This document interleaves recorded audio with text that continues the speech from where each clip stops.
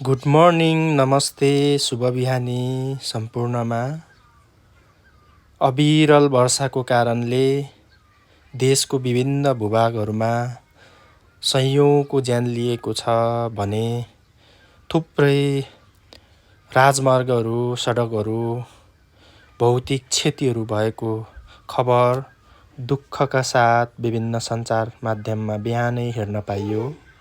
काठमाडौँमा पनि अवरुद्ध जनजीवन आज भने बिहानै बिस्तारै मौसम खुलेसँगै सुचारू हुने क्रम छ।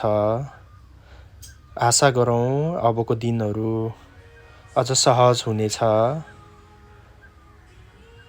सुखद रहोस्, शुभ रहोस्।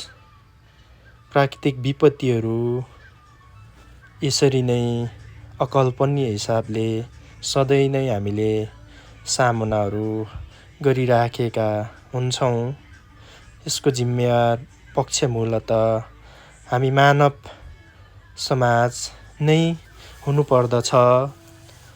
प्रकृतिको संरक्षण र सही ढङ्गले सदुपयोग गर्नतिर पनि हामी ध्यान दिनुपर्ने अवस्था पैदा भएको छ।